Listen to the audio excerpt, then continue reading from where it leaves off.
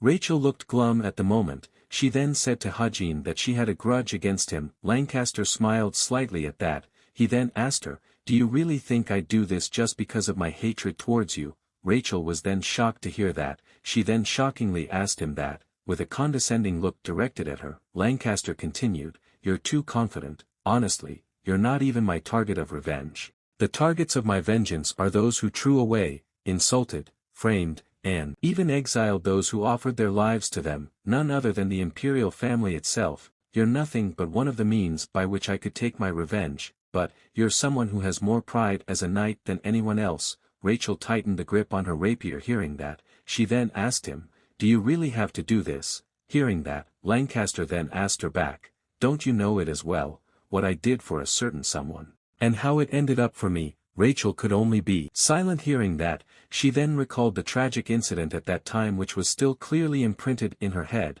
While taking something out, Lancaster said that today he came just to talk, so he told them not to worry too much. He then threw something at them and said that it was a farewell gift from him. That something turned out to be the body of a man who was already covered in blood. They both then felt shocked and horrified to see it. Seeing their shock, Lancaster then explained, "That person is one of the agents that have been protecting you like your shadow." He said that he was always watching her. He told her to remember that carefully. Lancaster then left there right after saying that. Seeing Lancaster who suddenly disappeared, Hajin wondered, did he leave? He was a little doubtful because Lancaster disappeared so suddenly. He knew Lancaster would be approaching Rachel soon. But he was just supposed to send a few assassins and then retreat after they're defeated by Rachel's awakening. He wasn't expecting him to kill someone like this. After thinking for a while, Hajin then planned to report this incident to Cube, but he wasn't too optimistic about it. He realized, the upper management of Cube are already rotten to the core and are working with the jinns.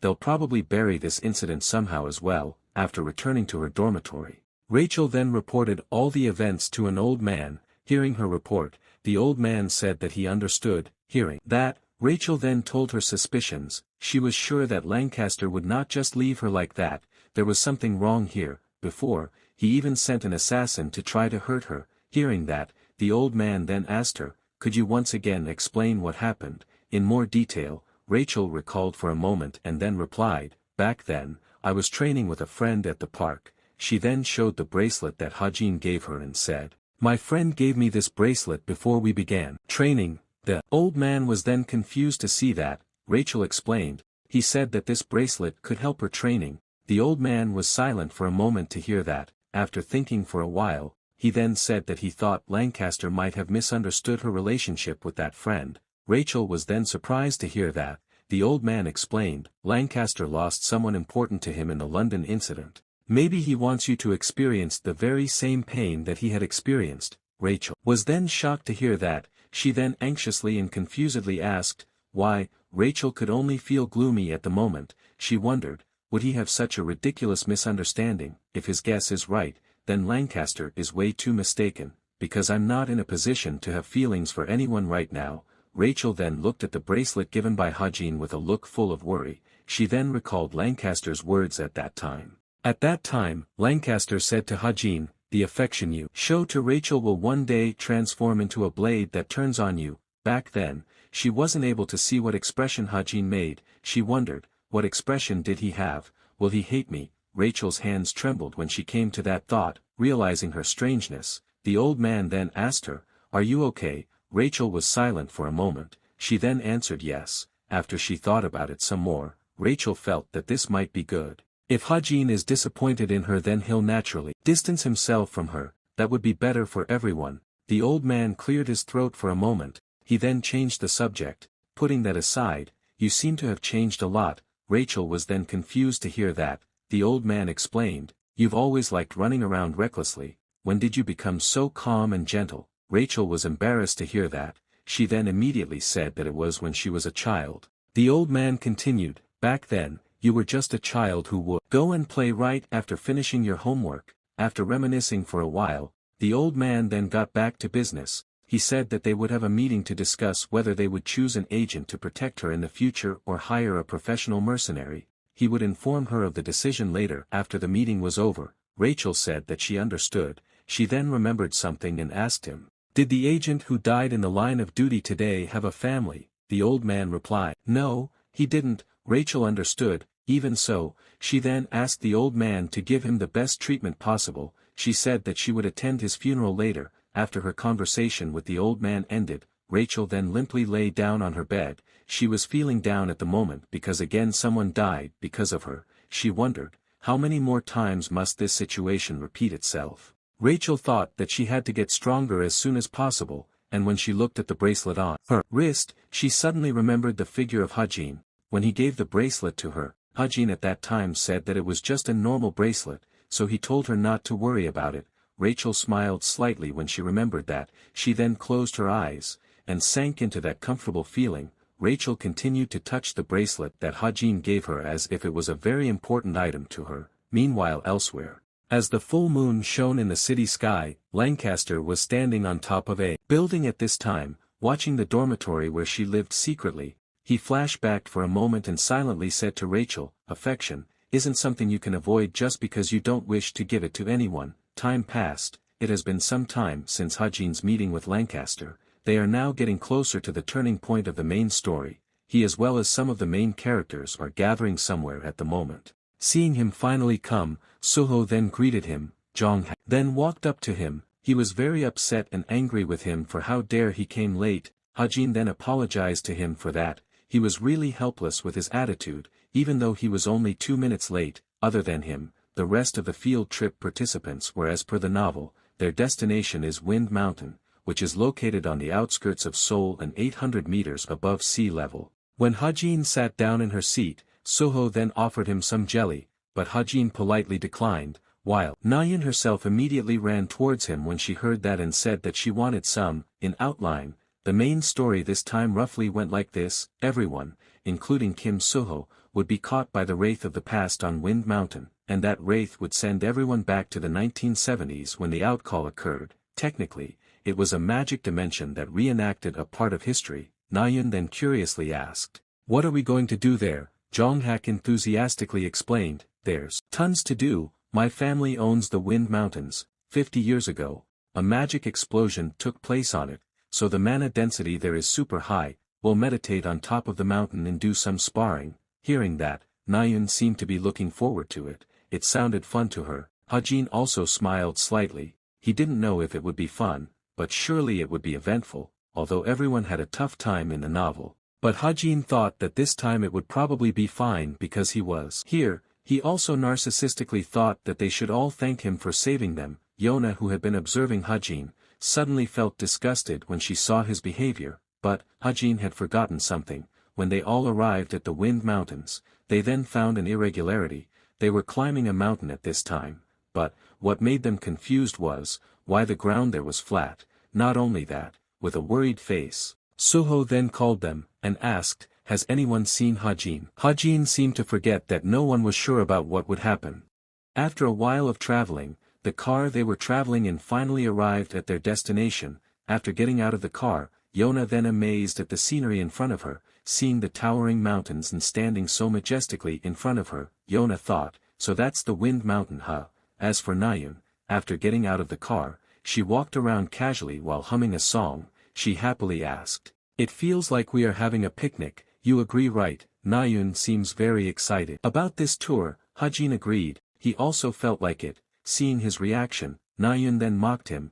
"What kind of reaction is that? Do you have Shin Jong-hak's disease?" Hajin was then surprised to hear that. He then immediately denied it. Nayeon laughed at that, while Shin Jong-hak himself could only feel confused at what the two of them were talking about. The guide then said to them, "There is a house on the mountain waiting for you. The master that Mr. Jin-sung invited seems to be late and will arrive at night." Nayeon was excited to hear that a master was coming. She then immediately turned to Shin Jong-hak and asked him, "Who is it?" But Jong-hak didn't just answer her question and acted mysterious. "You will be surprised when you see him later." After all the participants in this tour got out of the car and gathered, Jong-hak then said that they had to reach the top no later than 3 in the afternoon. So he then invited them to hurry up. Hearing that, they then both walked in and started climbing the mountain. On their way up the mountain, Nayeon looked very excited and curiously looked around her. As for Yona and Jong-hak, they were seen walking together and talking. After walking for who knows how long, they were already feeling a little tired at this time. They wondered, how long have we been walking? They also asked Jonghak, is it really this long? Jonghak was also confused about it. He thought they might have taken the wrong path. With a suspicious face, Yona said that she felt something was strange. They had been climbing this mountain for quite a while, but why did the ground remain flat? The atmosphere suddenly fell silent when they heard that. They seemed to have the same confusion. As Suho looked around, he then noticed something strange. He then called out to them and asked if anyone had seen Hajin. They were then surprised to hear his question. Nayun then said that Hajin had been following them from behind, but when she looked behind her, she didn't see anyone. Feeling upset, she then immediately told Hajin to stop playing around and come out, but no one responded to her call, only silence she got. Yona immediately felt anxious seeing that. He was just behind them a moment ago though. Realizing the seriousness of the problem, Nayun wondered, is he really gone? Seeing her anxious expression, Jonghak immediately told her to calm down. He didn't think this was a serious problem. He felt Hajin was a slow idiot, so maybe he just couldn't catch up properly. Plus this mountain was filled with different precious herbs, so maybe his attention was distracted by that. He then invited them to look for him. He might be lost now, but, right at that moment, they were then shocked when the place they were on suddenly shook violently. They were confused. Was this an earthquake? They were really shocked by this sudden event, but, when Yona looked up and saw the sky, she was then stunned. Her mind froze for a moment seeing the sun above that seemed to be devoured by something, but she couldn't seem to care too much about it now, because the intensity of the earthquake that hit the place they were in continued to increase over time until it knocked down the trees around them. Seeing that, Suho then immediately told them to be careful. After some time passed, the earthquake finally stopped, but they once again faced something confusing. They were now in a place filled with very tall grass. Seeing the shaking produced by the earthquake disappear, Yonghan somewhat bitterly said, it seems like the earthquake has stopped. Looking at the very tall grass that surrounded them, Yona wondered, did nature magic do this? The weeds grew shoulder high. She was confused by that. Wind Mountain does have a high concentration of mana, but, before Yona could finish her words, she was then surprised when she heard Suho's exclamation, with a wary expression. He and Jonghak were seen looking in a direction at this time. In that direction, a light was seen slowly approaching towards them. Seeing that, they realized that it was a flashlight and someone was walking towards them. After a while passed, the light got closer until it illuminated them. Seeing Suho and others in front of him, he was then surprised and relieved. He had thought that they were some mountain beasts, but it turned out to be a group of teenagers. While smiling kindly, he then asked, what are you doing here? The person turned out to be just an ordinary middle-aged man. The middle-aged man then once again asked them, are you lost? This place is a dangerous zone. Mana explosion can happen at any time. They were then confused at the word. Yona then hesitantly asked, do you mean mana explosion like we read in the textbook? Mana explosion is a phenomenon where dense and unstable mana explodes. This event often occurs during the 3 years after the outcall. When mana on Earth is still unstable, their confusion is natural, because they have never heard a mana explosion appearing over the past time. After experiencing various strange events for some time, Suho realized that there were many things they didn't know. For now, he thought they should follow that person if they wanted to get out of here. He was also sure that they would be able to meet Hajin there. But, just as they came out of the forest, they were then treated to the sight of a destroyed city. Seeing the city that was devastated and looked like a former war area, Suho confusedly asked, where is this? Seeing his confusion, the middle-aged man then answered, this is the only safe place around here. Don't tell me that you don't even know about Gwangmyeong City Hall. Hearing that name, Nayun became even more confused. Isn't that the place we passed before? But this place is just ruins. Hearing that, Suho then realized something. With suspicion mounting in his heart, he then immediately asked the middle-aged man, what is the date now? But the middle-aged man said that he didn't know. They didn't have the energy to do something like remembering dates. Hearing that, Suho then anxiously asked him to recall. A rough estimate was enough. Hearing that, the middle-aged man then tried to recall. He then answered, I think it's 1972. They were then shocked to hear his answer. The answer given by the middle-aged man was like the final puzzle that connected the puzzles that Suho had found before. Now everything made sense. The terrain suddenly looked flat, as well as situations that sounded strange in their era such as mana explosion. He then realized that they were now in the Gwangmyeong city in 1972, but what confused him was, how could this happen? While Suho was thinking hard about it, Nayun was then surprised when a man suddenly pulled his hand. The man also carried a dagger in his other hand. He told her that it was dangerous if she was still outside at this hour. Nayun was then confused and surprised by his actions. She then immediately told him to let her go. Jong-hak, who saw the scene, then immediately ran over, and hit the man right in his face. With an angry face, Jong-hak then threatened the man to release Nayun immediately. The middle-aged man didn't seem surprised when he saw the scene. He told them not to be so rude. He then snapped his fingers and said that they were not bad people. Right after that, several armed men then appeared, surrounding them from all sides. Seeing that, Suho then immediately became alert. He wondered, was this a trap? But, as he was getting ready to face them, he then discovered a surprising fact. He couldn't use his mana at this time. Not only him, Yang-han was also surprised when he realized that he couldn't use his mana. He was really confused by that. With a cruel grin on his face, the middle-aged man then said, "You shouldn't just follow me," and when Yona looked around, she was then surprised. They were surrounded from all sides by a bunch of armed men. Suho then angrily looked at the middle-aged man, and asked, "Why are you doing this?" The middle-aged man smiled at that. He then casually replied, "I don't know, maybe because you could be a threat to us," but, before the middle-aged man and his group could launch their action, the sound of gunshots suddenly sounded and shot towards the middle-aged man. They immediately panicked at that. A guess then came to their minds, and when they looked towards the source of the shots, they then saw a person with a gun in his hand who looked like a biker. The person's head was covered by a helmet with a sport bike in front of him. They immediately panicked at the sight of this person. They recognized him. They called him the monster that eats humans. The middle-aged man swore. He then immediately told his group not to just stand there and told them to immediately go inside. He said that they had to immediately report it to the Ashura, but it seems like the person won't let them go just like that. Seeing them fleeing in panic, he then mercilessly shot them one by one.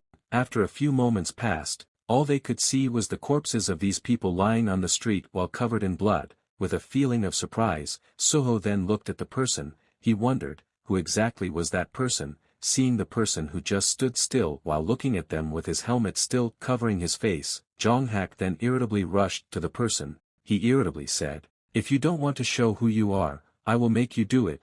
They were then surprised at his careless actions. Not only them, the person also seemed to be surprised at his actions. He then frantically told him to stop, but it seemed useless. His voice seemed to have been muffled by his helmet, which made Jong-hak unable to hear him. With his spear, Jong-hak then pried his helmet out of his head, which made his helmet fly and fall away from him. He then grimaced in pain while holding his chin. Jong-hak's actions seemed to have hurt him a little. He then helplessly said to Jong-hak, "At least give me a chance to talk before you attack me." But, Jong-hak looked surprised when he finally saw his face. The person then looked at him and said, "Long time no see." The person's face looked similar to Hajin but with a more mature appearance. When Hajin recalled when they had just climbed the mountain, he realized that he had been mistaken. Because they were in the same place and time, he assumed that he would fall into the same timeline as them. At that time, Hajin walked following them from behind, but his attention was momentarily distracted by something, and when he looked back in front of him, he was then stunned. The people in front of him suddenly disappeared and the environment he was in suddenly changed drastically. Seeing that, Hajin then confused and surprised tried to call them, but he didn't get any response. Only after some time he explored the place. He then realized that the place he was in the timeline now was Gwangmyeong, long before Kim Suho and the others arrived, more precisely, 5 weeks before their arrival. At first he felt frustrated, but it turned out that this was not as bad as he thought. After thinking about it carefully, Hajin then realized that he had missed something. He missed the fact that only they would go to the same timeline in the original story. This did match the setting. Even so, Hajin still felt uncomfortable dealing with it. In addition, as he had expected from the beginning, the jinn that were trying to dominate this place were much stronger than in the original story. To prepare for the arrival of Kim Suho and the others, during these 5 weeks, Hajin had kept himself busy. He set up a base at a point where he could watch without clashing with the enemy. He also secretly kept attacking her subordinates to hinder their growth, eating alone, fighting alone, developing alone, and running alone for 40 days, until finally, he could meet them again. After finally meeting Hajin, They then asked about their doubts. Hajin confirmed it. This was Gwangmyeong in 1972, hell on earth, only a year and 3 months after the outcall occurred, although the robbers had told them that fact. But hearing it directly from Hajin still made them shocked and horrified. They then asked him, "So, how long have you been here?" Hearing that, Hajin then tried to remember. He then answered, "Year." They were then shocked to hear that. The environment suddenly fell silent in the midst of their shock. Seeing that,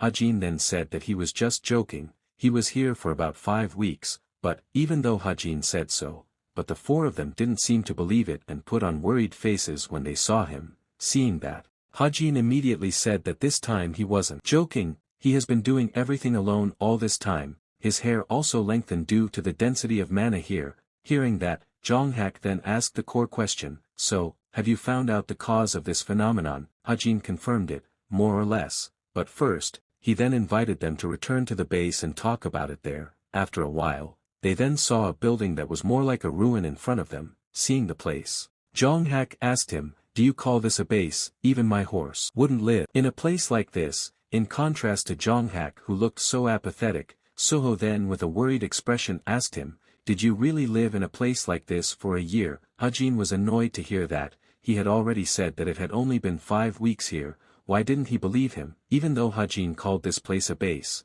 But, when Yona saw the place clearly, she didn't see anything there, right at that moment. Nayeon's face then paled when she saw a horrible little creature there. The little creature was a cockroach. Nayeon immediately screamed in fear when she saw it. Hearing her scream, Hajin then immediately approached and quickly finished the cockroaches. Seeing that, with a frightened face and trembling body, Nayeon then praised him. She said that she was amazed at him. Hajin could only sigh seeing that. He then took out something and asked them to wait for a while. After that, he then inserted the stigma's mana into the object. Right after that, a large tent suddenly appeared where he was. Nayeon was then surprised at the sudden appearance of the tent. She was also amazed to see that. While looking at them, Hajin was sure that they must be hungry now, so, he then invited them to eat. Their eyes immediately lit up hearing that, but, in the midst of their ecstasy, Hajin suddenly said that there was a problem. They were then confused to hear that. While pulling out a meat, Hajin said that they still had to cut it.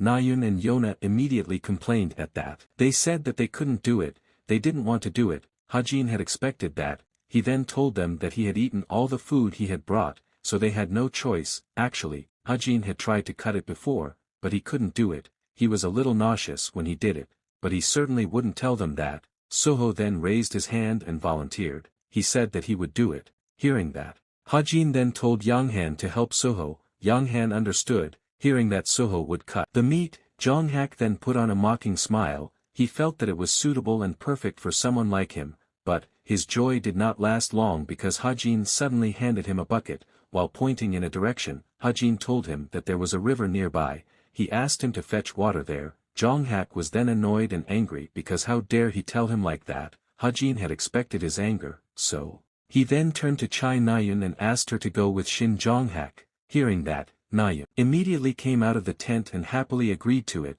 Jonghak's mood immediately changed 180 degrees hearing that. He was no longer angry at this time and even looked forward to it, but, there seemed to be someone who was not happy to see that. It was certainly Yona. She was upset why it had to be with Nayeon. Seeing that, Hajin wondered, was she frowning because he did not pair her with Shin Jonghak? Hajin was really helpless with that, but, he then immediately thought of a solution. He then asked, "When they bring the water, should we make ramen?" Yona's ears immediately perked up when she heard that. She then immediately asked Hajin about it. While smiling slightly, Hajin asked her back, "Why, is that food not luxurious enough for the tongue of a rich person like you?" While pretending not to care, Yona then said that it was better than starving to death. Hajin was speechless seeing that. This person really liked junk food. It was obvious from her tone of voice. After that, the 2 of them then cleaned up and set the dining table. Seeing the environment around the tent already clean and the dining table already arranged neatly in front of her, Yona wiped her sweat for a moment. She felt better now. He then turned to Hajin and asked something that had confused her while she was here. "Why can't we use mana here? If we can, doing all this will take a lot less time." Hearing that, Hajin explained. The mana brought from the present cannot be used in the past. He asked her to be patient. they just need to wait a little while and the mana will start to collect. The outcall just happened, so the concentration of mana here is more concentrated, but also more wild and difficult to control. He guessed they might need about a week to adapt. After finishing grilling the meat, Hajin then immediately served it to them, but Jonghak and Nayun's faces looked uncertain when they saw the cooking. Seeing that, Hajin told them to stop complaining about the food and told them to just eat. They had to eat so that their mana could recover quickly. Even the animals here were filled with mana. Hearing that, Jonghak was silent for a moment. He then looked at Suho and Yonghan, who looked very ravenous in eating their dishes. Seeing that, Jonghak then ventured and tried to eat the dish. Nayun was then surprised to see that. She now also realized that she inevitably had to eat the food. She then ventured and tried to put the food in her mouth. But, just as she finally chewed the food, her eyes immediately shone brightly. She seemed to taste food from heaven at this time. She then surprisedly asked, "Why does it taste so good?" Hearing that, Hajin then explained, it was because the mana concentration in the past was much higher than the Wind Mountain in the present, so this meat was better than most high-grade meat in the present. Livestock with high mana concentration was much more delicious and categorized as luxury food. Hearing that, Nayun did not hesitate anymore, and immediately took a lot of the meat to her plate. Seeing that, Yona did not want to be outdone. She realized, if it continued like this, they would finish all the meat. After a while, they finally finished all the food. Their stomachs were full at the moment. Seeing that, Hajin then clapped his hands to get their attention and said that the break time was over. Now, he would explain what was going on, so he told them to listen carefully. This regression was the work of spirits. Hearing that, Jonghak immediately refuted his words. He felt that his words were really ridiculous. Regression was one of the big myths, so he didn't think a spirit had the power to send people back in time. Hajin didn't dispute that. Normally, spirits couldn't cause that kind of miracle, but, he then asked him, there was a Tower of Time in Wind Mountain, right? Jonghak confirmed that. His grandfather conquered it in 2000. He heard that when a tower was conquered, the tower then solidified into a lump of mana, and settled in this realm, just like the floating stone from Clancy Islet. Hajin confirmed it. While showing a crystal, he then said, he used a special way to bring us here. The method he used was the remnant of the tower. When the tower solidified, some mana that was not completely stored and spread out, over time it would crystallize. The spirit used that power to pull us to the recorded world. Suho was confused by the term. Hajin explained, abbreviation, we are not regressing, but rather in a space created through magic that mimics a certain area in the past, and in this place, there are jinn who are also trapped by the spirit. Just like them, the jinn calls herself Azura and she uses mana crystals to get stronger. Hearing that, Yona then raised her hand and said that she had a question. The use of mana crystals was only developed in the 2000s. How did she get stronger in the past? Hearing that, Hajin then answered, by eating it. Yona was then shocked to hear the answer. Her shock was natural, because someone could die if they did that. Hajin said, usually yes, but it seems like this person can absorb mana crystals without any side effects. He guessed that maybe she got certain special powers by cooperating with the spirit. Hearing that, Yonghan then drew a conclusion, so, doesn't this make her very dangerous?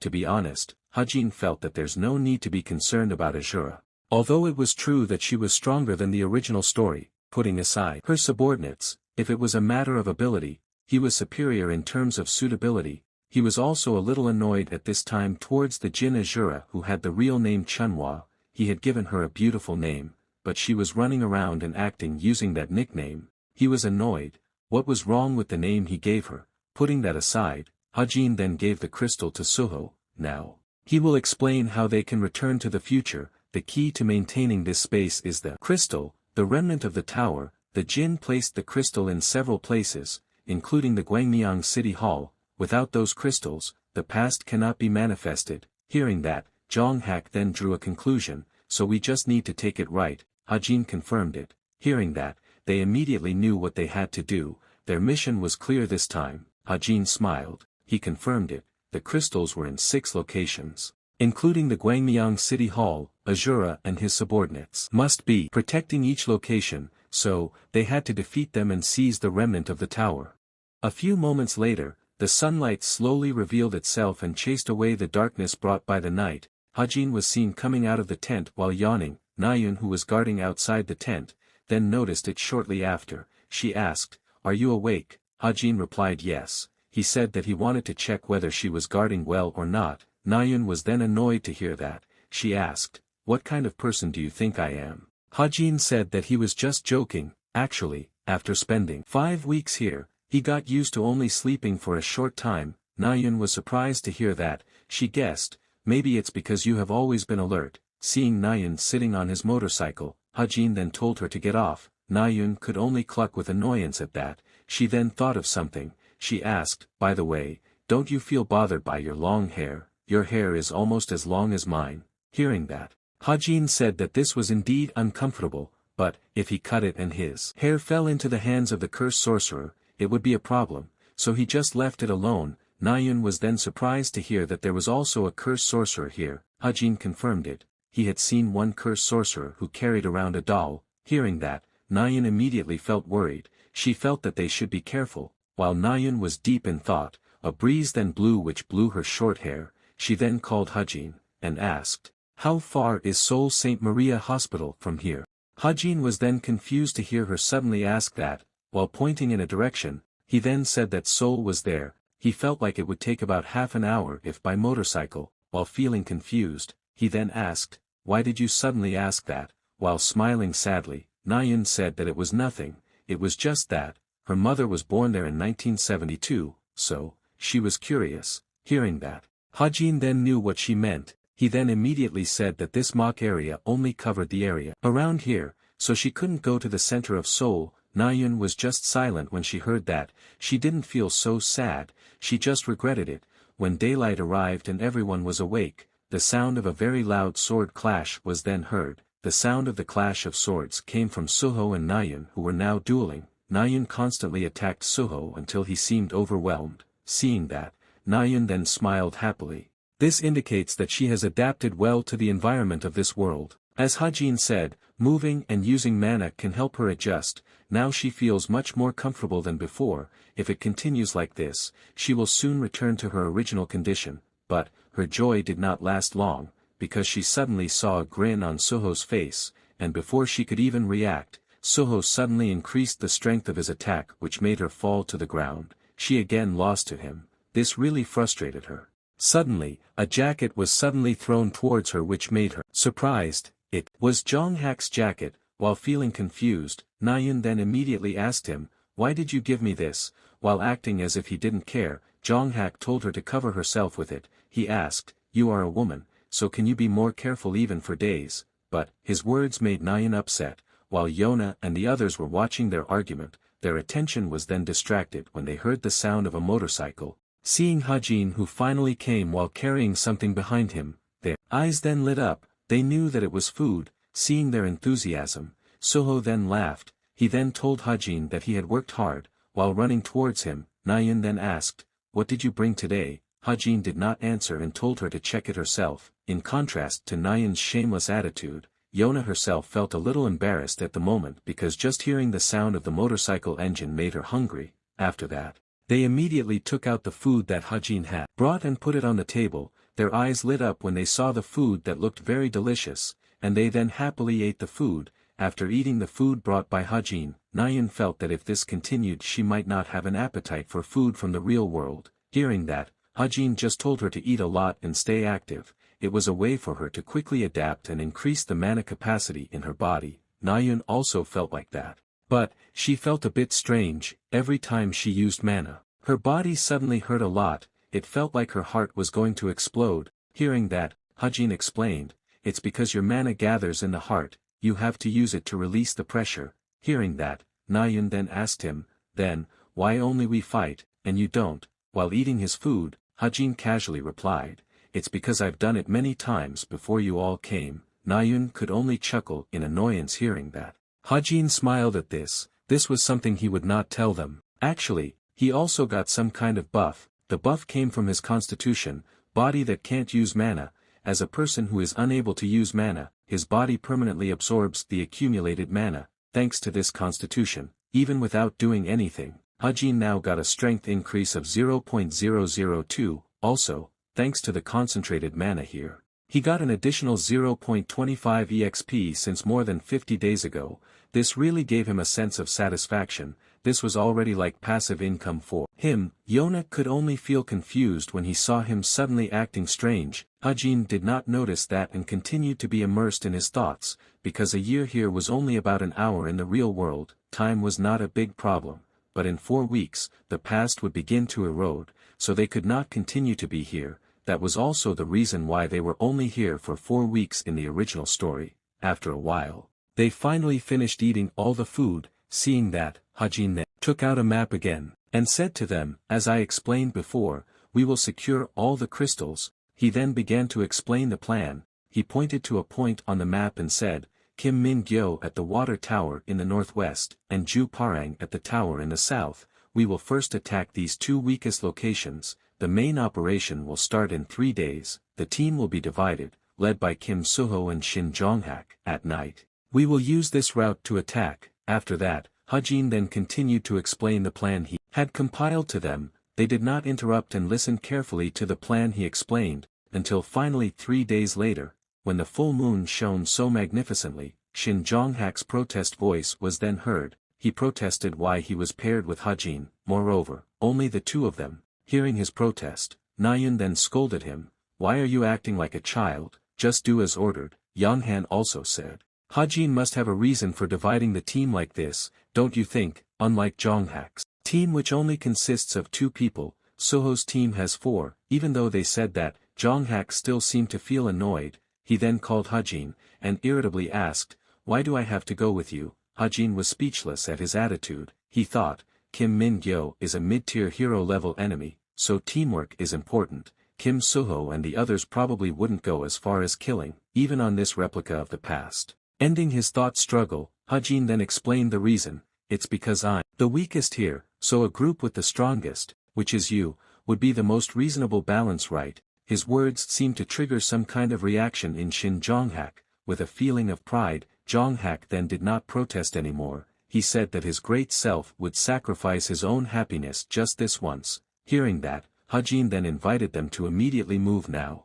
After a few moments of travel, Hajin then saw the appearance of the water tower. Kim Min Gyo should be inside. After the 2 of them got off the motorcycle, Hajin then turned the motorcycle back into a suitcase. He then turned to Shin Jonghak and said that they told the others that they would be finished in 2 hours, so he invited him to hurry up. But, Shin Jonghak's face looked uncomfortable at the moment. He couldn't believe that he would be riding behind Hajin. Hajin was then confused at that. He then asked if it bothered him. He even added a handle on the back for him to use. Jonghak annoyedly said that it wasn't about the handle, it was about the fact that he had to ride with him. But, in the middle of their argument, someone suddenly interrupted and asked who they were. They were then surprised and immediately turned to the man. The man said that this was the Lord Azura's territory. Outsiders were not allowed to be here, so he told them to leave here immediately. But, the 2 of them seemed to ignore the man. Jonghak exasperatedly said to Hajin that they were caught because of him. Hajin then denied it. Because he was the one who made the noise first. The man then got annoyed at the 2 of them ignoring him. They really didn't know who they were dealing with. While pulling out a double stick, the man casually said that they were like puppies barking at tigers. Jonghak then got annoyed at his insulting tone, and the ending was as you can guess. The man immediately fell without even being able to put up a meaningful fight. The 2 of them didn't care about the man anymore and continued discussing their actions. Hajin felt like there were about 20 guards in the water tower. He said he would take care of the Lakers outside and asked him to wait here, but Jonghak didn't seem happy about it. He was upset because he dared to tell him to wait. Seeing that, Hajin calmly explained to him, we must first take care of the Larkies, so, the strongest party can fight without being disturbed, right? His words seemed to convince Shin Jonghak. After that, Hajin then started the action. In the forest where they were, under the trees there were 2 men who were guarding, but the 2 men seemed to have no vigilance at all, because they were guarding there while occasionally falling asleep. Suddenly, something very fast then shot towards one of the men, and when his partner woke up from sleep while yawning, he was then shocked and horrified by what he saw. Without his knowledge, his colleague was suddenly lying lifeless with his head covered in blood, and when he was about to look for the source of this, something very strong suddenly shot through his head which made his fate the same as his colleague. It was certainly the work of Hajin. he managed to kill the 2 men secretly without warning anyone. The 2 men were not his first victims, including them. He had killed a total of 5 guards since his action began, even though he knew they were not really alive. This was still mentally exhausting. While looking at the corpses of the 2 of them lying lifeless, Hajin was silent while feeling sad. Hajin felt like he would never get used to this. He could only sigh helplessly thinking about it. While looking towards the other water tower where the Suho group launched their action, Hajin wondered if they were okay. Meanwhile on the other side, with a shocked face as if in disbelief, Yona then looked in a direction.